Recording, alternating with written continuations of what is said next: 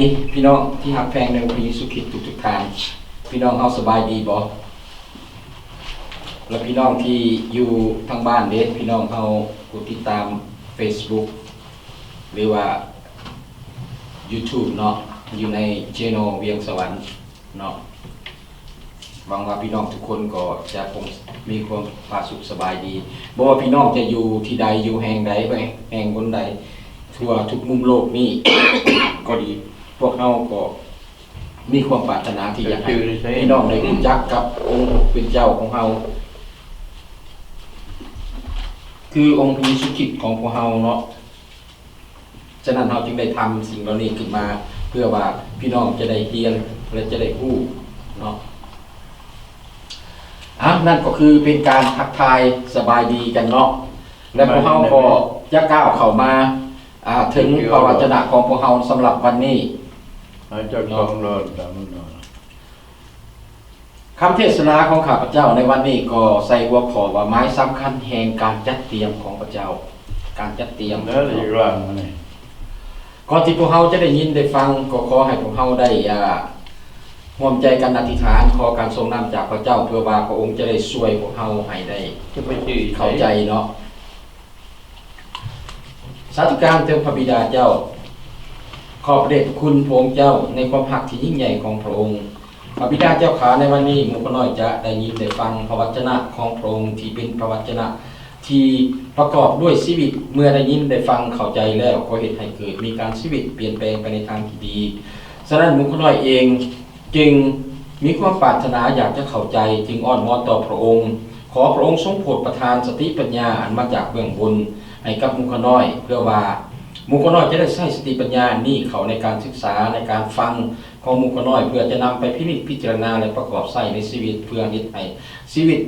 การเดินไปกับองค์พระเยซูคริสต์นั่นของหมู่น้อยได้เจริญเติบโตและใหญ่ขึ้นนับมื้อนับวันพระบิดาเจ้าขาตัวของข้าน้อยเองผู้ที่จะกล่าวพระวจนะของพระองค์ข้าน้อยก็อ้อนวอนต่อพระองค์ขอพระองค์ทรงสถิตอยู่นำข้าน้อยในเวลานี้และขอให้พระองค์ทรงประทานสติปัญญาความกล้าหาญและสถาปนาทุกถ้อยคำที่ข้าน้อยได้กล่าวออกไปนั่นว่ามาจากการจัดเตรียมของพระองค์ที่พระองค์ต้องการอยากจะให้ญาติพี่น้องของข้าน้อยในที่นี้และอยู่ที่ทั้งบ้านได้ยินได้ฟังและเข้าใจเพื่อชีวิตของข้าเจ้าจะได้พ้นจากบาปกรรมและเขาจะได้มาหาพระองค์เจ้าด้วยว่าพระองค์นั้นเป็นพระเจ้าผู้ที่ยิ่งใหญ่และพระองค์นั้นเป็นผู้ที่ช่วยให้คนทั้งหลายได้หลุดพ้นออกจากบาปกรรมเพื่อเขาจะบ่ได้จิบหายไปในวันข้างหน้าฉะนั้นข้าน้อยเองจึงขอฝากการเหล่านี้ไว้ในพระหัตถ์ทรงฤทธิ์ของพระองค์อธิษฐานต่อพระองค์เจ้าด้วยความเชื่อด้วยพระนามบริสุทธิ์ของพระมหาเยซูคริสต์เจ้าเอเมนเอเมนขอบคุณพระเจ้าเนาะพี่น้องที่หักพวกเฮาที่เป็นคริสเตียนทุกคนพวกเฮาฮู้ว่าทุกสิ่งทุกอย่างนั้นการตอบสนองของพวกเฮาในชีวิตของพวกเฮานั้นแม่นพวกเฮาได้รับมาจากองค์พระผู้เป็นเจ้าคือองค์พระเยซูคริสต์ของพวกเฮาแต่สิ่งหนึ่งที่น่าเสียดายเนาะพวกเฮาในหลายๆคนในหลายๆคนที่มีความคาดหวังของตนเองพวกเฮายังต้องการสิ่งที่เฮาต้องการในชีวิตของพวกเฮาเช่นว่าอยากให้สุขภาพของเฮาแข็งแรงพวกเฮาอยากหังมีอยากมีทรัพย์สินเงินทองหรือว่าอยากมีเกียรติศักดิ์ศรีดังนั้น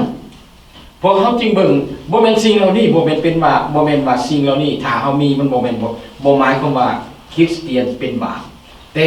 สิ่งเหล่านี้พระเจ้าก็ปรารถนาอยากให้เฮามีแต่ว่าสิ่งที่เฮากำลังวางความเชื่อของเฮาลงนั่นน่ะหรือมาตรฐานพระพรของพวกเฮาน่ะเฮากำลังถือวัดแท้ตัวของเฮาเองด้วยวัตถุสิ่งของคือว่าพระพรของพวกเฮานั้นถ้าว่าเฮามีพรทางด้านสุขภาพแข็งแรงมีเงินทรัพย์สินเงินทองมีเกียรติศักดิ์ศรีสูงส่งหรืออันใดก็ตามเฮาถือว่าสิ่งเหล่านี้เป็นพระพรให้กับพวกเฮาฉะนั้นตัวนี้มันจึงถือว่าวัดแท้เป็นวัตถุสิ่งของเพราะว่าพวกเฮาคาดหวัง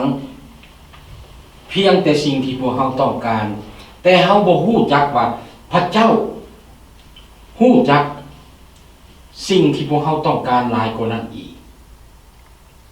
ฉะนั้นพี่น้องสิ่งเดียวที่เป็นความจริงสำหรับพวกเฮาในเวลานี้ ที่พวกเขาเข้ามาหาองค์พระผู้เป็นเจ้าในวันนี้ที่พวกเขาต้องการในวันนี้พวกเขานำเอาความต้องการของเขาเข้ามาหาพระเยซูคริสต์เข้ามาหาองค์พระเยซูคริสต์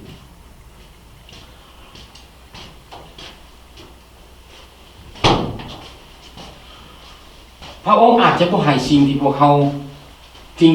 คิดว่าพวกเขาต้องการแต่พวกเขาสามารถแน่ใจว่าพระเยซูคริสต์จะจัดเตรียมและตอบสนองให้พวกเขาในสิ่งที่พวกเขาต้องการในเวลาที่พวกเขาซอกแสวงหาพระองค์ในชีวิตของพวกเขาในคำเทศนาของขน้อยในวันนี้พวกเขาจะเห็นการอัศจรรย์อีกอย่างหนึ่งที่ถูกบันทึกไว้ในพระกิตติคุณทั้ง4 เล่มพระกิตติคุณทั้ง4 เล่มเพราะว่าการอัศจรรย์นี่มันเป็นการอัศจรรย์ที่สำคัญและมันกลายเป็นจุดสนใจที่สำคัญสำหรับผู้ที่ตามพระเยซูคริสต์ผู้ที่ใกล้ชิดในพระเยซูคริสต์ผู้ใดเป็นผู้ที่ใกล้ชิดในพระเยซูคริสต์ก็คือผู้ที่เอาใจใส่ในพระวจนะของพระเจ้านั้นผู้นั้นนะคือผู้ที่ใกล้ชิดกับพระเจ้ากับองค์พระเยซูคริสต์เนาะเพราะว่าตัวนี้เรื่องนี้มันเป็นบทเรียนที่สำคัญสำหรับการเข้าใจของพวกเราในวิธีการที่พระเยซูคริสต์จัดเตรียมและตอบสนองความต้องการของพวกเราพี่น้องที่รักฉะนั้นในเวลาที่พวกเราจะได้ยินได้ฟังพระวจนะของพระเจ้าในโอกาสต่อไปนี้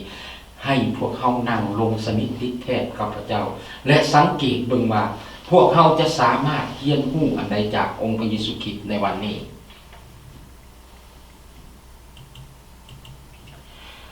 ถ้าพี่น้องมีพระคัมภีร์ขอเชิญชวนพี่น้องเปิดพระคัมภีร์ของพี่น้องไปอยู่ในบทที่6ข้อที่1ข้อที่5ก่อนเนาะอยู่ในพระคัมภีร์ตอนนี้ได้ว่าดังนี้หลังจากนั้นพระเยซูคริสต์ได้เสด็จข้ามทะเลสาบคาลิเลคือทะเลติเบเรียประชาชนจำนวนหลวงหลายได้ติดตามพระองค์ไปเพราะเขาได้เห็นหมายสำคัญที่พระองค์ทรงเฮ็ดให้แก่คนเจ็บป่วยพระเยซูเสด็จขึ้นไปยังภูและประทับนั่งลงที่นั่นกับพวกสาวกของพระองค์ขณะนั้นใกล้จะถึงปัสกาซึ่งเป็นเทศกาลของชาวยิวแล้วฝ่ายพระเยซูทรงเงยพระพักตร์เห็นคนจำนวนหลวงหลายมาหาพระองค์พระองค์ทรงกล่าวกับฟิลิปว่าพวกเขาจะซื้ออาหารที่ใดให้คนเหล่านี้กินพวกเขาจะซื้ออาหารที่ใดซื้อให้คนเหล่านี้กินหัวข้อเรื่องราวพระคัมภีร์ตอนนี้เว้าถึงการเลี้ยงฝูงชน5,000 คนของพระเยซูคริสต์เนาะเป็นการอัศจรรย์ที่ถูกบันทึกไว้ในพระกิตติคุณทั้ง4 เล่มทั้ง4 เล่มมันทั้ง4 เล่มเลยแน่นอนว่าผู้ที่เขียนพระกิตติคุณทั้ง4 เล่มนี้เขาเจ้าจะต้องได้พิจารณาและเห็นว่าการอัศจรรย์นี่หมายสำคัญอันนี้มันสำคัญที่สุดเพราะว่าเขาเห็นเมื่อเขาอ่านพระกิตติคุณ4 เล่มนี้บางอันจะมีแต่อยู่ในบางเล่มแต่ว่าบางอันครบทั้ง4 เล่มคือสิ่งตัวอย่างตัวนี้และแน่นอนข้าพเจ้าก็คิดว่าพระเจ้าคิดว่ามันสำคัญหลายที่พระองค์จะต้องดลบันดาลจิตใจให้พวกเขาเหล่านั้นได้เล่าเหตุการณ์ที่มันเกิดขึ้นตามความคิดทัศนะความคิดความเข้าใจของตนเองระหว่างมัทธิวมาระโกลูกาและโยฮันให้พระเจ้าได้เห็นสิ่งเหล่านี้ในพระธรรมโยฮันพวกเขาเห็นว่าพระเยซูคริสต์ได้ข้ามทะเลคาลิเลแล้วฝูงชนนั้นได้ติดตามพระองค์ไปเป็นอย่างเขาติดตามพระองค์ไป เป็นหยังเขาติดตามพระองค์ไป เมื่อเขาเบิ่งการอัศจรรย์เบิ่งเรื่องที่เขาเรียนมาบางทีแล้วนี่เขาเห็นว่าเนื่องจากว่าการปีนปัวของพระเยซูคริสต์ที่ช่วยบุคคลที่เจ็บเป็นทางด้านห่างกายนั้นพระเยซูคริสต์ได้ตอบสนองเขาอยู่ในพวกตอบสนองประชาชนเหล่านั้นอยู่ในเขตเมืองกาลิเลนะและแน่นอนว่าเมื่อเป็นเช่นนั้นและเมื่อเป็นเช่นนั้นเฮาเห็นฝูงชนเหล่านี้อาจจะมีทั้งคนที่สนใจในพระเยซูคริสต์และคนที่บ่สนใจในพระเยซูคริสต์คนที่บ่สนใจในการปิ่นปัวก็เขาก็จะไปเห็นหยังเขาก็จะไปเบิ่งว่ามันสำเร็จเป็นจริงบ่มันเป็นไปตามข่าวลือซาลือของคนทั่วไปบ่นี่คือคนที่บ่ได้สนใจในพระเยซูคริสต์โยฮันได้กล่าวว่ามีฝูงชนหลวงหลายติดตามพระเยซูคริสต์เป็นหมู่ใหญ่ไปที่นั่นและเวลานั้นเป็นเวลาของเทศกาลปัสกาลดังนั้นจึงเข้าใจว่าจะต้องมีฝูงชนขับคาหนาแน่นแต่สถานการณ์ปัญหาที่เกิดขึ้นในที่นั้นแน่นอนจะต้องมีหลายคนอาจจะอิดเมื่อยหลายคนอาจจะหิวโหยเพราะว่าสถานที่นั้นก็เป็นสถานที่โดดเดี่ยวเนาะแล้วพระเยซูคริสต์เองตัวพระเยซูคริสต์เองได้สังเกตสิ่งที่เขาเจ้าต้องการได้สังเกตสิ่งที่เขาต้องการพระองค์ว่าถ้าว่าจะให้กลุ่มขุมชนที่เขามาอยู่ที่เขามาหาพระองค์ในวันนี้ให้เขาเลิกลากันไปนั้นในเวลานี้ก็เป็นเวลาจวนจะค่ำมืดแล้วเขาอาจจะพบอันตรายและมันบ่ได้เกิดผลดีดังนั้นพระเยซูเบิ่งฝูงชนเหล่านี้ด้วยอะไรพระเยซูเบิ่งฝูงคนเหล่านี้ด้วยความเมตตาสงสารอยู่ในมาระโกบทที่6ข้อที่33มา34เลยว่าหลายคนได้เห็นพระองค์กับพวกสาวกพวงไปเขาก็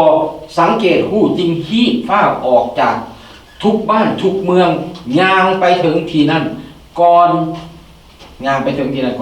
คันพระเยซูคริสต์เสด็จขึ้นจากเรือแล้วก็ทรงเห็นประชาชนหมู่ใหญ่และสงสารพวกเขาเพราะเขาเป็นเหมือนฝูงแกะที่บ่มีผู้เลี้ยงพระองค์จึงทรงตั้งต้นสั่งสอนเขาเป็นหลายประการพระเยซูคริสต์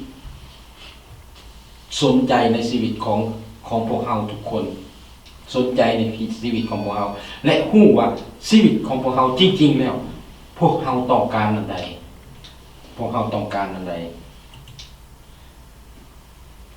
เฮาเห็นพระเยซูคริสต์เบิ่งพวกเขาด้วยความสงสัยสงสารเมตตาเหตุการณ์นี้เป็นเครื่องหมายที่แสดงให้เห็นบางสิ่งบางอย่างที่น่าสนใจเกี่ยวกับการกระทำของพระเยซูคริสต์พระเยซูคริสต์ไปที่นั่นพระเยซูคริสต์เป็นฝ่ายขึ้นไปถึงภูเนาะอันที่ที่น่าสนใจที่คือพระเยซูคริสต์นั่งลงการกระทำง่ายๆนี่ได้แสดงให้เราเห็นถึงสิทธิอำนาจอันยิ่งใหญ่ของพระเยซูคริสต์ในการเป็นครูของพระองค์เฮาได้อ่านเฮาได้เห็นหลายๆตอนที่พระเยซูคริสต์ไปเขาเข้าไปในธรรมศาลาน่ะปกติแล้วเขาหลบธรรมเนียมของชาวยิวน่ะเขาจะจัดบอลหนึ่งให้กับผู้ที่เป็นผู้ที่จะสอนผู้ที่จะนำพาอันนันดาในการศึกษานั้นเพื่อให้เขานั่งและเขามีโอกาสจะได้สนทนากับผู้คนที่อยู่อ้อมข้างข้าพเจ้าก็เคยได้เห็นเบิ่งในYouTube ตัวหนึ่งที่บ่ฮู้ว่าเป็นถือแต่ของคนอเมริกาข้าเจ้ามีตังทางกลางแล้วมันบ่ได้เป็นบ่คือกับที่สถานที่พวกเฮาคือพวกเฮาเฮ็ดนั่นนี่ข้าเจ้ามีตังอ้อมนี่ แล้วผู้ที่ประกาศมาทำก่อนยืนอยู่ที่นั่นแล้วก็ลงกำหนดแต่ละคนเว้ากับส่วนแต่ละคนสนทนาเรื่องในการสั่งสอนพระวจนะของพระเจ้าให้เขาทุกคนได้เข้าใจได้ให้เขาได้เข้าใจและอันที่สองคือที่พระเยซูคริสต์เฮ็ดก็คือว่าพระเยซูคริสต์ขึ้นไปถึงภูเพื่อสอนในประวัติศาสตร์ของอิสราเอลนั้นการเล่าถึงภูเขานั้นมีความสำคัญอันหนึ่งภูเขาที่อับราฮัมที่พระเจ้าได้บอกให้อับราฮัมเอาอิสากนำไปถวายถ้าพี่น้องอยากจะอ่านก็ให้พี่น้องไปเบิ่งอยู่ในปฐมกาลบทที่22ที่เพิ่นเว้าถึงการจัดเตรียมเฮาเห็นเมื่อเฮาเห็นว่าพระเจ้าจัดเตรียมแนวใดเฮาเห็นว่าอับราฮัมได้ถูกบอกจากพระเจ้าว่าให้เอาอิสากผู้ที่เป็นลูกที่รักผู้เดียวของอับราฮัมรอท่าที่จะได้ลูกนี้อายุเราจนได้เท่าใดพี่น้อง100 ปี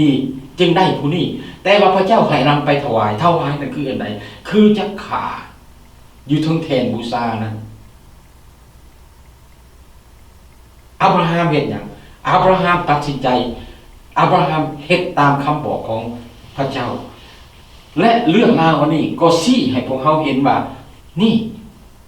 ที่พระเยซูคริสต์มาอยู่ทางภูนี่ที่พระเยซูคริสต์แสดงอยู่ทางภูนี่กำลังชี้ให้เห็นถึงการที่พระเยซูคริสต์จะไปถึงไม้กางเขนนะการจัดเตรียมของพระเจ้าสำหรับพวกเขาเมื่อไปถึงกางเขนแล้วเมื่อไปถึง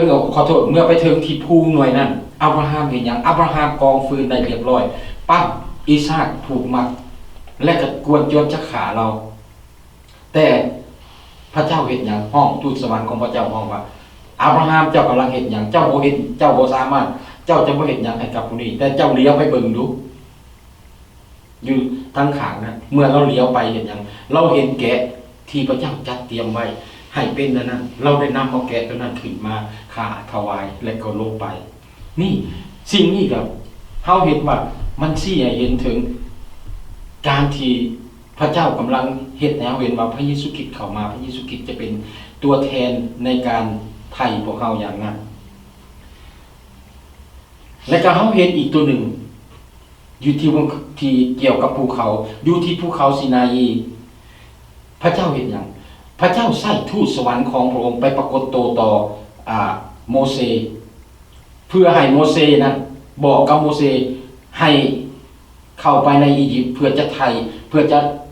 นำเอาชนชาติอียิปต์เอาชนชาติอียิปต์ออกจากชนชาติอิสราเอลออกจากกันดารอียิปต์ในเวลานั้นเฮาก็เห็นนั่นอยู่บนหันเป็นสิ่งที่ยิ่งใหญ่ที่เฮาเห็นในการนำแล้วเห็นอีกอันหนึ่งที่อันหนึ่งที่พระเจ้าได้แสดงฤทธิ์เดชของพระองค์ในเรื่องการขัดแย้งกับพระบาอาลคือเรื่องของเอลียากับพวกผู้ที่ทำนวยพระบาอาลนั้นเฮาเห็นอยู่ที่นั่นเมื่อเอลียาจะอธิษฐานอีกครั้งหนึ่งเปิดฟ้าสวรรค์เพื่อให้ฝนตกลงมานะพอได้เห็นถ้าพี่น้องอยากอ่านก็ไปเบิ่งอยู่ใน1 กษัตริย์บทที่18พี่น้องนี่ครับขอพระคัมภีร์ตัวนี้ในฐานะที่เฮาเป็นคริสเตียนเฮาอยากจะรู้จักการที่เฮาเดินไปกับพระเจ้านั้นการที่พระเจ้าจัดเตรียมให้กับพวกเฮานั้นเฮาจำเป็นต้องอ่านเบิ่งว่าพระเจ้าเฮ็ดอีหยังกับเรื่องนี้เพื่อความเข้าใจในพระวจนะเพราะว่าสิ่งที่เฮาค้นเข้ามาลงกันในเวลานี้และนำพาพี่น้องในเวลานี้เพียงแต่อยากให้พี่น้องได้เข้าใจในชีวิตของพี่น้องว่าพี่น้องกำลังเอาความต้องการของพี่น้องเข้ามาให้พระเยซูคริสต์แต่พระเยซูคริสต์เองฮู้สิ่งที่อยู่ในจิตใจของพี่น้องในความเข้าใจในความต้องการของพี่น้องหลายกว่านั้นอีกอันที่3พระเยซูคริสต์เลือกเวลาและเวลานั้นเป็นอย่างเวลาปัสกานี่เป็นเครื่องหมายสำคัญเพราะว่าอีกบ่ดนลูกแกะจะต้องถือขาเพื่อระลึกถึงการช่วยเหลือภัยพ้นของพระเจ้าจาก ทูตแห่งความตายที่เข้าไปในอียิปต์ในเวลานั้นที่จะไปฆ่าลูกกบของอียิปต์นั้นอันนี้ก็เป็นเครื่องหมายอันหนึ่งเครื่องหมายจะเห็นว่าโยฮันกำลังแสดงเราเห็นว่าวิธีที่พระเยซูคริสต์เขาเสด็จเข้ามาในโลกเพื่อจะช่วยภัยพ้นของพระองค์ให้พ้นจากการตายตลอดไปเป็นนิจจากการตกไปอยู่ในอนันดาความบาปนั้นอยู่ในความบาปนั้นพระเยซูคริสต์จะเป็นผู้เข้ามาไทยแล้วถ้าเขาอ่านเบิ่งตัวนี้เขาก็จะเห็นถึงวิธีทางที่พระเยซูคริสต์จะเข้ามาเห็นให้กับพวกเขาเห็นและ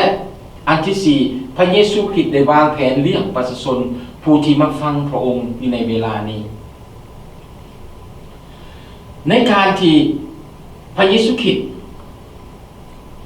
เห็นสิ่งนี้ขึ้นในเวลานี้พระเยซูคริสต์ต้องการอย่างอันหนึ่งพระเยซูคริสต์ต้องการให้พวกสาวกนั้นได้มีส่วนร่วมในสิ่งที่พระองค์กำลังจะเห็นอยู่คือดังที่พวกเรามีส่วนร่วมกับองค์พระเยซูคริสต์ในแต่ละวันในการประกาศข่าวสักส่วนเอาบรรดาพี่น้องของพวกเราที่ยังบ่ได้รู้จักกับพระองค์ผู้เป็นเจ้านั้นให้เขามาได้ยินได้ฟังพระวจนะของพระองค์เพื่อว่าจะช่วยเขาให้หลุดพ้นออกจากความบาปเพื่อว่าเมื่อใดก็ตามที่เขาได้ยินได้ฟังและเข้าใจพระเจ้าเองจะเป็นผู้เฮ็ดให้เขาได้หลุดพ้นจากสิ่งความบาปเหล่านั้นฉะนั้นตัวนี้พระเยซูคริสต์เลือกที่จะเลี้ยงคนนั้นพระเยซูคริสต์ต้องการที่จะดึงให้สาวกของพระองค์ได้เข้ามามีส่วนร่วมดังนั้นพระองค์จึงถามฟิลิปว่าพวกเฮาจะซื้อข้าวจี้อยู่ใส่เพื่อมาเลี้ยงคนเหล่านี้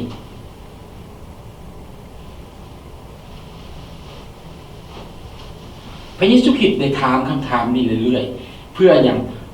พระเยซูคริสต์จะรู้ว่าความเชื่อของผู้ที่ตามพระองค์นั้นกำลังเติบโตใหญ่ขึ้นบ่หรือว่าเป็นอะไรพี่น้องที่รักพระเยซูคริสต์พระเจ้าของพวกเราพระองค์บ่ได้จัดหาให้กับพวกอิสราเอลแต่พวกเดียวเท่านั้นพระองค์ยังจัดหาให้กับพวกเฮาเช่นกันพระเยซูคริสต์บ่เพียงแต่ปรารถนาที่จะตอบสนองความต้องการทางด้านทางกายของพวกเฮาเพียงอาหารการกินหรือการปีนปัวเท่านั้นแต่พระเยซูคริสต์ใส่ความต้องการทางด้านทางกายของพวกเฮาหลายๆคนบางคนเข้ามาหาพระเยซูคริสต์บางครั้งเฮาปรารถนาอยากมีความได้รับการปีนปัวจากพระเจ้าเฮาถ่อมใจลงนั่นคือสิ่งหนึ่งที่พระเยซูคริสต์ใส่นำคนเข้ามาหาพระองค์บางคนก็อาจจะถือกับคัดของทางด้านการเงินหรืออันใดก็ดีและเขาก็เข้ามาหาพระเจ้าและพระเยซูคริสต์เองก็ใส่สิ่งเหล่านั้นฉะนั้นพระเยซูคริสต์ใส่การให้ทางการอันนี้เพื่อพระองค์จะได้แสดงพระลักษณะของพระองค์ในฐานะว่าพระองค์เป็นพระบุตรของพระเจ้าพระองค์เป็นผู้ตอบสนองความต้องการของพวกมนุษย์พระองค์ต้องการให้พวกเฮารู้ว่าพวกเฮาต้องการพระองค์เป็นผู้ที่ตอบสนองความต้องการที่ยิ่งใหญ่ที่สุดของเฮาแน่นอนแม่นพี่น้องแม่นความรอดจากนั้นรอดพ้นจากความผิดบาปรอดทุกสิ่งรอดในการดำเนินชีวิตอยู่รอดทุกอย่างฉะนั้นพระเยซูจึงเป็นที่หนึ่งและสำคัญที่สุดเพื่อช่วยชีวิตของพวกเราให้รอดจากสิ่งเหล่านี้จากความบาปจากความบาปอันใดก็ดีพวกเราคนลาวหลายคนก็มักทำบุญกินทานเพื่อสร้างบารมีให้หลุดพ้นจากความบาปเพื่ออย่างพวกเขาเห็นอย่างนั้นในเจตนาและความเข้าใจของพวกเขาก็หวังว่าพระเจ้าจะเห็นใจในความที่เขาได้กระทำสิ่งเหล่านั้นแต่ว่าในประเด็นของพระคัมภีร์ความเข้าใจของพระเจ้านั้นพระเจ้าได้เข้าใจมนุษย์ก่อนแล้วพระเจ้าได้ตอบสนองสิ่งที่พวกเขาต้องการที่สุดเหนือกว่าทรัพย์สิ่งของอะไรอันใดก็ตาม คือความรอดและเฮ็ดให้เฮาและการคืนดีกับพระเจ้าและการคืนดีกับพระเจ้านี่เป็นจุดสำคัญในหมากหัวใจที่ใหญ่ที่สุดสำหรับคริสเตียนที่เข้ามาหาพระเจ้าโยฮันบทที่6ข้อที่6หา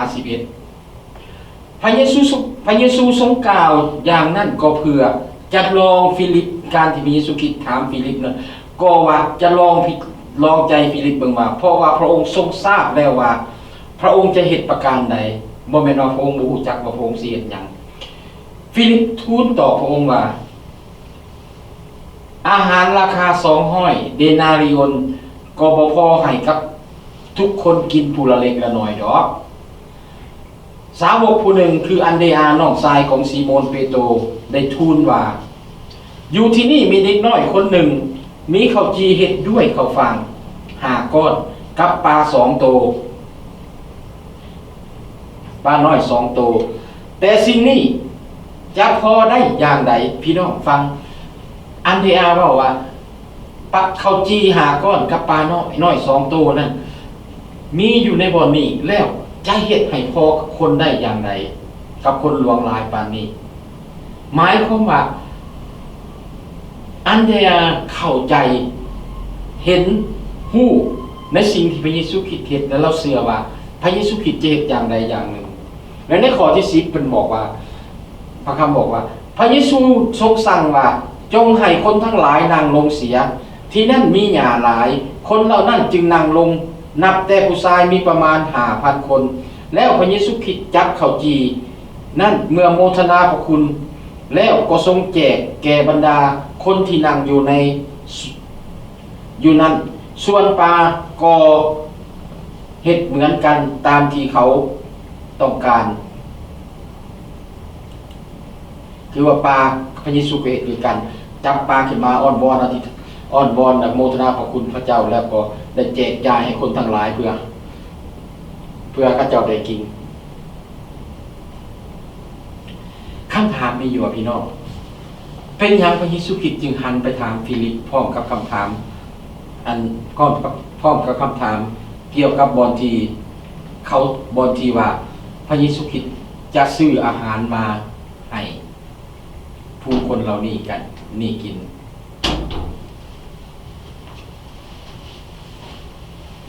อันที่หนึ่งเพราะว่าพระเยซูคริสต์ฮู้ว่าฟิลิปมาจากเมืองเบธไซดาที่อยู่ใกล้ในอ้อมแอมที่บ่อนพระเยซูคริสต์อยู่ซึ่งหมายความว่าพระเยซูคริสต์ฮู้ว่าฟิลิปจะต้องคุ้นเคยในการไปการมาในบ่อนทางนี้ฮู้จักภูมิลำเนาแห่งนี้ดี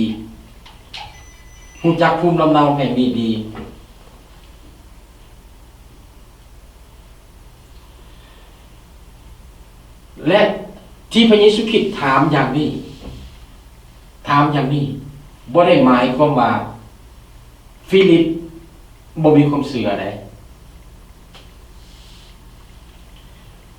แล้วเห็นคำตอบของฟิลิปนั่นก็บ่ได้หมายความว่าฟิลิปบ่มีความเชื่อฟิลิปอาจจะมองเห็นความยากลำบากในการไปซื้อถ้าไปซื้อมันอาจจะไกล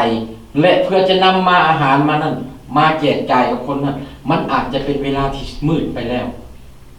และเราจึงห้ามพระเยซูคริสต์ว่าอย่าไป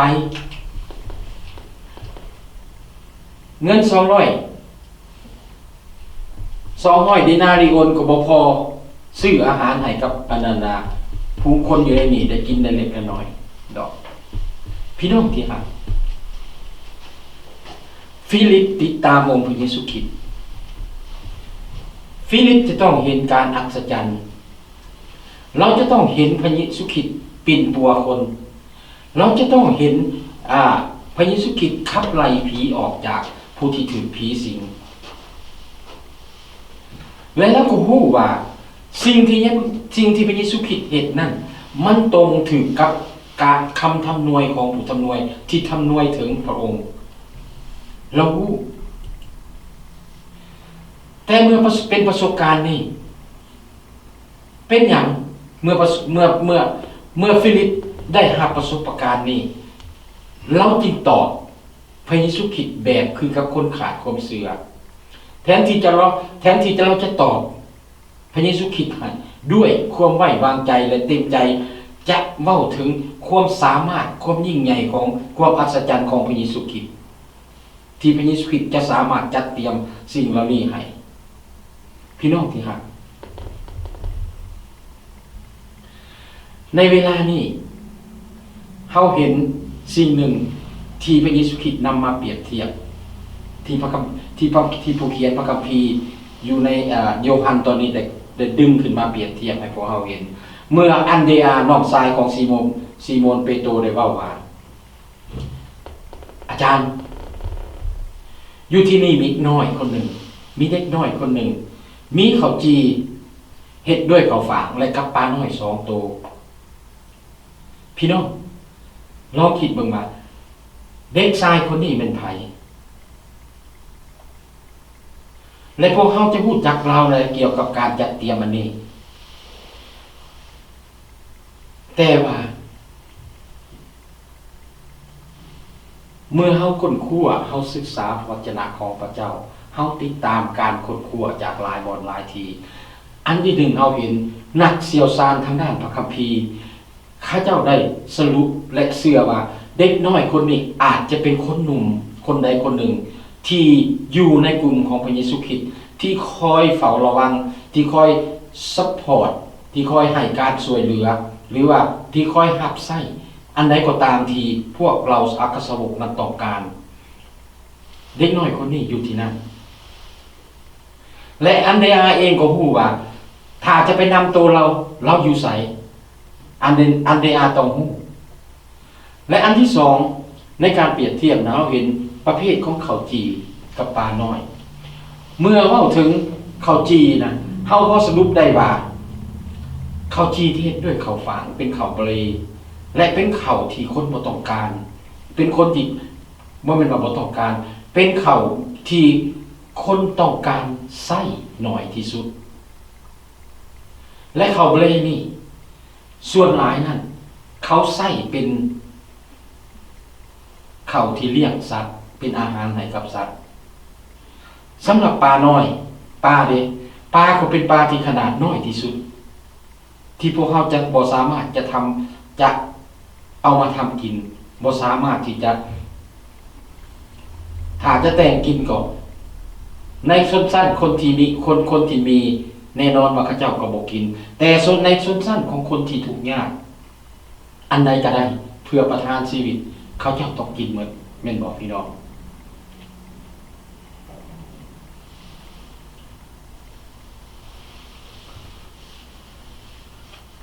ฉะนั้นเฮาจะเห็นอยู่ในบอนนี้ทัศนคติแนวความคิดของฟิลิปนั้นในการที่จะสามารถเลี้ยงกับฝูงชนนั้นบ่ได้ขึ้นกับเวลาหรือเงินเวลาคือไหนเวลาคือเราจะต้องออกไปจากที่นั่นเพื่อจะต้องได้ใช้เวลาหลายเติบในการเป็นซื้ออาหารนั้นและจำนวนเงินเฮาก็ได้อ่านได้เห็นมันบ่สามารถที่จะเพียงพอเลยเลี้ยงคนได้แต่จากทัศนะของอันเดอาเราเห็นนั่นใดเราเห็นว่าความสามารถในการเลี้ยงดูฝูงชนนั้นแม่นย้อนการขาดแคลนอาหารย้อนบ่มีการกินแต่อย่างหน่อยในปัจจุบันเราสามารถเห็นว่าพระเยซูคริสต์สามารถเฮ็ดสิ่งใดสิ่งหนึ่งที่จะเลี้ยงคนเหล่านั้นได้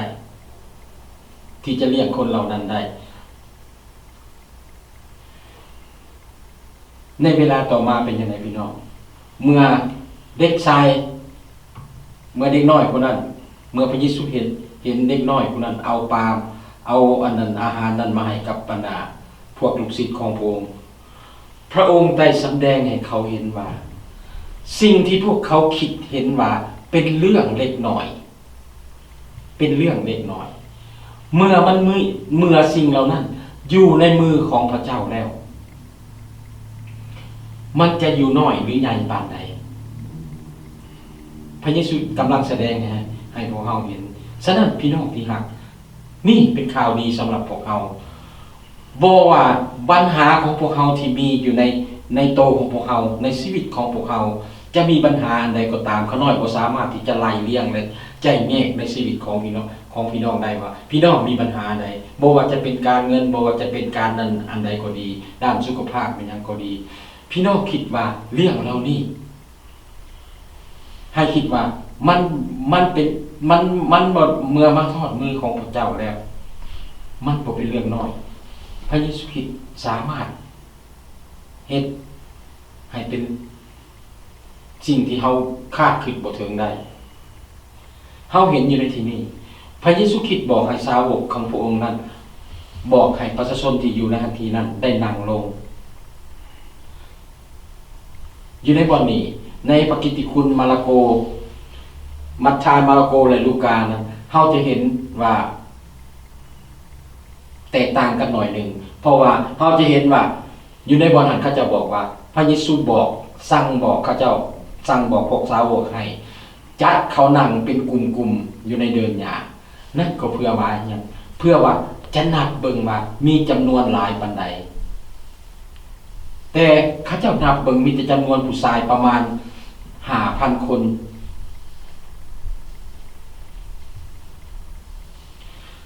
นี่ยังจะมีความหมายว่ามันคนหันหลายกว่า2หรือ3เท่าของจำนวนคนทั้งหมดเพราะหยังเพราะว่าแม่หญิงและเด็กน้อยก็ยังอยู่ที่นั่นคือกันเมื่อเขานั่งลงแล้วพระเจ้าพระเยซูคริสต์เฮ็ดหยังพระเยซูคริสต์ก็เหตุการณ์อัศจรรย์ที่บ่น่าที่เป็นน่าอัศจรรย์ที่สุดเมื่อพระเยซูคริสต์เองจักข้าวจีและปลามาแล้วพระองค์ขอบพระคุณพระเจ้าแล้วสั่งให้อัครโศกนั้นเอาข้าวจีกับปลานั้นออกไปแจกจ่าย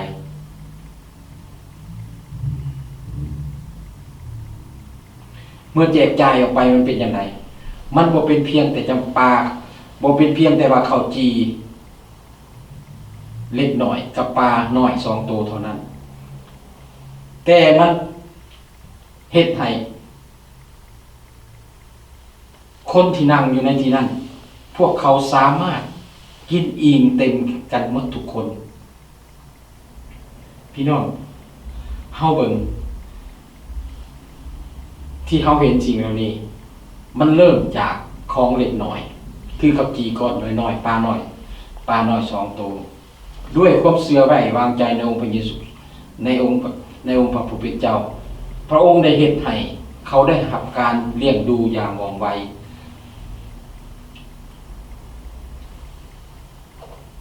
พี่น้องที่รักจุดสนใจของการเล่าเรื่องนี้แสดงให้เห็นว่าความหวังอันยิ่งใหญ่พวกเขาบ่ได้พบอยู่ในพวกสาวกที่เดินไปกับพระเยซูคริสต์โดนบันไดหรือสถานที่อันจะสร้างผลกระทบให้กับพวกเขาแทนที่จะเป็นคำตอบของพวกเขาก็คือการอัศจรรย์จริงใหญ่นั้นได้มาจาก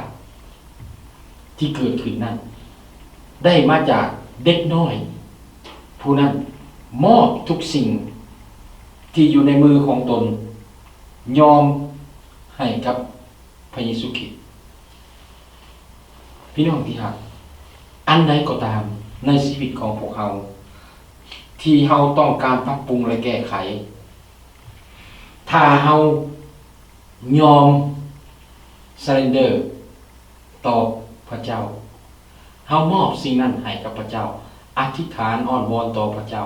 ขอพระเจ้าทรงได้รับให้เฮาได้รับการเปลี่ยนแปลงสิ่งนั้นจะเกิดขึ้นสิ่งนั้นจะเกิดขึ้นโยฮัน6:12-15ได้ต่อไปว่าดังนี้เมื่อเขากินอิ่มแล้วพระเยซูทรงบอกสาวกว่าจงเก็บเอาตอนที่หักเหลือนั่นเพื่อบ่ให้อันใดเสีย เขาได้เก็บเอาตอนที่หักเหลือจากข้าวจีที่เฮ็ดด้วยข้าวฝาง5 ก้อนซึ่งคนทั้งหลายได้กินนั่นได้เต็ม12 กระบุงเมื่อคนทั้งหลายได้เห็นหมายสำคัญที่พระองค์ทรงเฮ็ดนั่นเขาก็เว้าว่าจริงแท้ทานผู้นี้เป็นผู้ประกาศประธรรมนั่นที่ทรงกำหนดว่าจะมาในโลกเมื่อพระเยซูคริสต์ทรงทราบว่าเขาจะจับเอาพระองค์ไปตั้งให้เป็นเจ้าแผ่นดินพระองค์จึงเสด็จออกไปยังภูเขา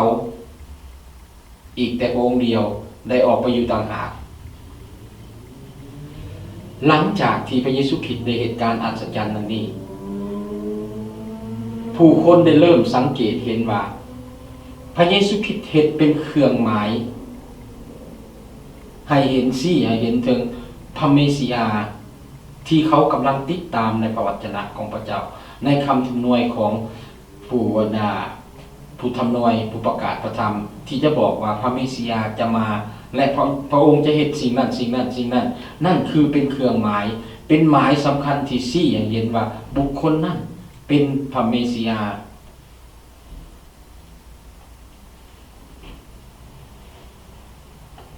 แต่บางสิ่งเกี่ยวกับสิ่งที่พวกเขาตอบรับการนำพาของพระเยซูคริสต์ในการเทศที่พระเยซูคริสต์เทศนั้นในจุดนี้พวกเขาอาจจะคิดว่าพระเยซูคริสต์นี่แม่นผู้ที่เฮาต้องการให้พระเยซูคริสต์เป็นบ่เฮาส่วนหลายเมื่อเว้าถึงพระเจ้าถึงพระเยซูคริสต์พวกเฮาอยากให้เป็นเหมือนดังที่เป็นความคิดของเฮา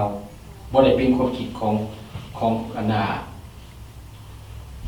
เป็นแบบของพระเจ้าเนาะ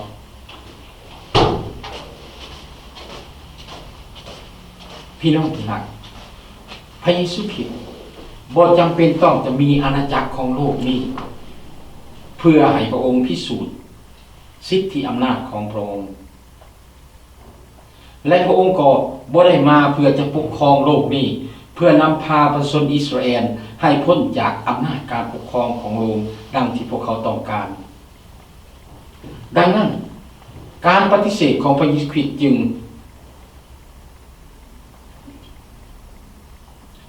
การพระเยซูคริสต์ที่จะถูกปฏิเสธที่จะถูกแต่งตั้งให้เป็นกษัตริย์ในแผ่นดินโลกนี้พระองค์เห็นว่ามันบ่ได้ถูกต้องเพราะว่ามันบ่เป็นเส้นทางของพระเมสสิยาเส้นทางของพระเมสสิยานั้นมาเกี่ยวกับเรื่องเกี่ยวกับไม้กางเขนบ่แม่นเกี่ยวกับเรื่องฝูงชนที่กำลังคิดอย่างไรต้องการอย่างไร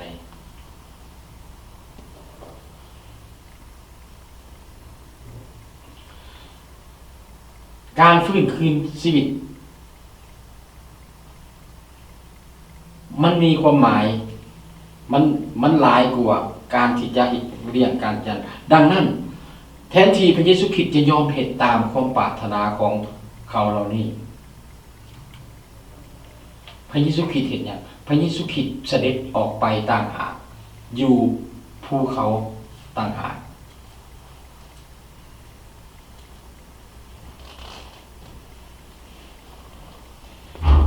พี่น้องเฮาอาจจะมองเห็นว่าพระเยซูคริสต์เห็นว่าจิตใจของคนเหล่านี้สนใจสิ่งที่พระเยซูคริสต์เฮ็ดเพื่อเขาเจ้าหลายกว่าที่เขาจะรู้ว่าพระองค์เป็นผู้ใดเขาใส่ใจผิดจุดประสงค์เป้าหมายสุมใจใส่ในสิ่งที่เขาต้องการบ่แม่นสิ่งที่พระองค์รู้ว่าเขาต้องการอันใดการตอบสนองความต้องการของพวกเขาบ่แม่นการตอบสนองความปรารถนาและความต้องการของพวกเขาพระเยซูคริสต์กำลังชี้ให้พวกเขาเห็นถึงความต้องการอันยิ่งใหญ่ของพวกเขาคือการที่พวกเขาจะต้องมีสายสัมพันธ์กับพระเจ้าถ้าพวกเขาสัตย์ซื่อถ้าพวกเขาถ้าเขาบ่สัตย์ซื่อนะเขาอาจจะเฮ็ดแบบเดียวกับฝูงคนเหล่านี้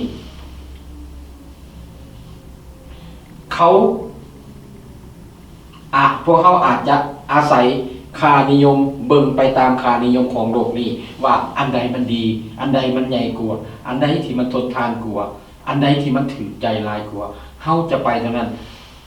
เฮาจะไปแนวค่านิยมถึงอย่างไรก็ตามถึงแม้ว่าค่านี้จะสูงกว่าสูงหลายปานใดก็ตามพวกเฮาก็ในในสิ่งที่บอกให้พวกเฮาก็ต้องแสวงหาความต้องการทั้งฝ่ายจิตทั้งฝ่ายห่างกายนั้นหลายกว่าการต้องการทั้งฝ่ายจิตวิญญาณนี่มันเห็นให้เฮาเมื่อเฮาอยู่ในค่านิยมของโลกเฮาเห็นว่ามันสูงมันราคาแต่ว่าอย่างเฮาจะต้องเอาให้มันได้เฮาก็จะต้องแสวงหาแล้วมันเป็นอย่างบัดนี้มันสร้างชีวิตอันหนึ่งคือพวกเฮาที่เฮ็ดให้พวกเฮาแฟลในการติดตามพระเจ้าคือพวกเฮาอาจคิดว่าการนับถือพระเจ้านั้นที่ถูกต้องนั้นถูกวัดแทกด้วยพระพรที่เป็นวัตถุสิ่งของที่เป็นความต้องการทั้งฝ่ายเนื้อหนังแทนที่เฮาจะเข้าใจถึงว่าสิ่งที่เฮาต้องการที่แท้จริงนั่นคือชีวิตฝ่ายจิตวิญญาณของพวกเฮาพี่น้องที่หักถึงอย่างใดก็ตามพวกเขายังหู้ว่าเฮาอยู่ที่นี่พวกเขายังหู้ว่าเฮายังหิวกระหายชีวิตทางฝ่ายจิตวิญญาณถึงแม้ว่าพวกเขาจะสิ้นหวังพวกเขาจะหลงเดินไปนำค่านิยมของโลกแต่สิ่งหนึ่งที่พวกเขาควรจะรู้สิ่งเหล่านี้มันจะต้องสิ้นสุดลงแต่สิ่งที่เฮาต้องการและความต้องการของเฮาที่ยิ่งใหญ่ที่สุดนั้นคือความต้องการทางฝ่ายจิตวิญญาณที่พระเจ้าตอบสนองให้เฮาโดยทางประกิตที่บ่มีการสิ้นสุดเพราะเฮาเห็นในการอัศจรรย์ในการที่พระเยซูคริสต์เลี้ยงคนหาพันคนเป็นการอัศจรรย์ที่ยิ่งใหญ่ที่เฮ็ดหยังที่เฮ็ดให้คนได้เติบใหญ่ทางพระวิญญาณหลายกว่าการหับประพรทางด้านทางกาย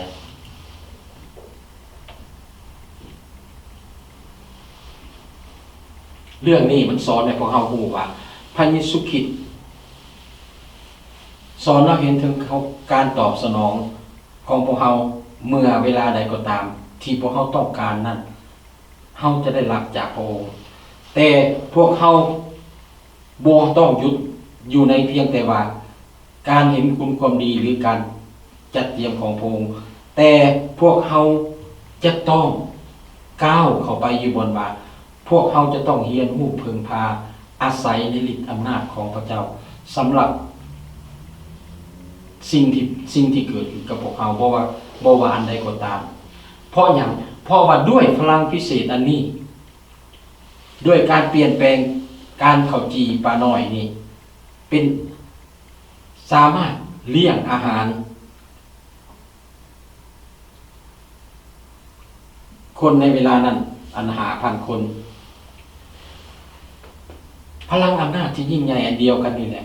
ที่พระเจ้ายกพระเยซูคริสต์ขึ้นจากหลุมความโศก